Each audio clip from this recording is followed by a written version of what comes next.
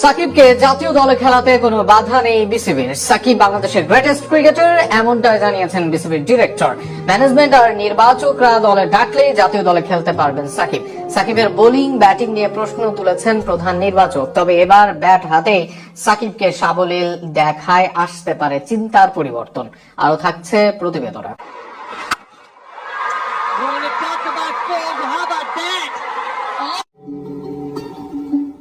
আমি এখনো বাংলাদেশের হয়ে খেলতে চাই, আর এই ইচ্ছা সবসময় থাকবে।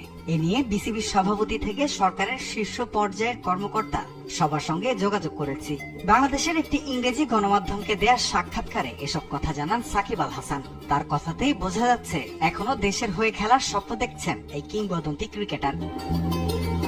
গত বছর আগস্টে রাজনৈতিক পট পরিবর্তনের পর সাকিব আল হাসান আর দেশে ফিরতে পারেননি।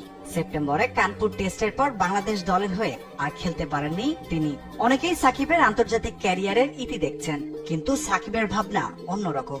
বাংলাদেশের হয়ে খেলে অবসর নিতে চান দেশের ইতিহাসে সর্বকালের সেরা এই ক্রিকেটার।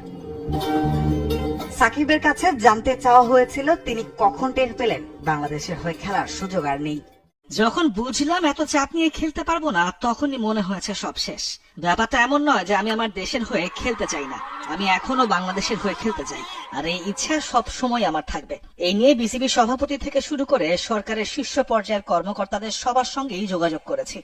ওয়ানডেতে চ্যাম্পিয়ন্স ট্রফি পর্যন্ত খেলার ইচ্ছার কথা জানিয়েছিলেন সাকিব, যদিও তার সম্ভব হয়নি। তবে সম্প্রতি দেশের হয়ে খেলে অবসর নেয়ার কথা জানান তিনি। আমি মনে করি বাংলাদেশের হয়ে খেলার সুযোগটা আমার প্রাপ্য, এবং বেশিরভাগ মানুষই চায় আমি দেশের হয়ে খেলে অবসর নেই এবং আরো কিছুদিন খেলাটা চালিয়ে যাই। আমার বিশ্বাস আরো 1-2 বছর খেলতে পারবো আমি। রাজনৈতিক কারণে একটি ইচ্ছাও পূরণ হয়নি বিগত আওয়ামী লীগের সংসদ সদস্য সাকিবের। তখন সাকিবকে জানানো হয়েছিল নিরাপত্তার ঝুঁকির কারণে তিনি দেশে না এলেই ভালো হবে, তাই সাকিবও আসেননি।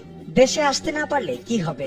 দেশের হয়ে খেলার স্বপ্ন এখনো বিসর্জন দেননি 38 বছর বয়সী এই স্পিন অলরাউন্ডার। একই প্রশ্নের উত্তরে একটি জায়গায় সাকিব বলেছেন, হ্যাঁ, এটা ঠিক, আমি সংসদ সদস্য ছিলাম, কিন্তু এখন তো আর নেই এবং কোন দলের রাজনৈতিক পদেও নেই। যে কাজটি আমি 18 থেকে 20 বছর ধরে করছি সেটা থামিয়ে দেওয়াটা কি আপত্তিকর নয়? আমি এখনো বাংলাদেশের হয়ে খেলে ভালোভাবে ক্যারিয়ার শেষ করতে চাই। যদি সুযোগ থাকে আমি 1 সিরিজ 2 সিরিজ নাকি আরো 1 বছর খেলবো, সেই পরিকল্পনাও করতে চাই।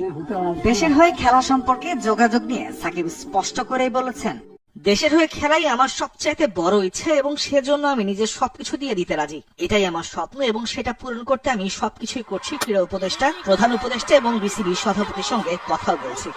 দেশে ফেরার বিষয়ে বিসিবির সাহায্য করতে পারেননি বলে সাকিবের কোনো অভিযোগ নেই। এ নিয়ে সাক্ষাৎকারে সাকিব বলেছেন, সবারই সীমাবদ্ধতা আছে। বাংলাদেশের হয়ে 19 বছর ক্রিকেট খেলা সাকিব আরো বলেছেন, গত 18 বছর নাকি সবশেষ 6 মাস, কোনটা দেখে আমাকে বিচার করবেন তা আপনাদের ইচ্ছা।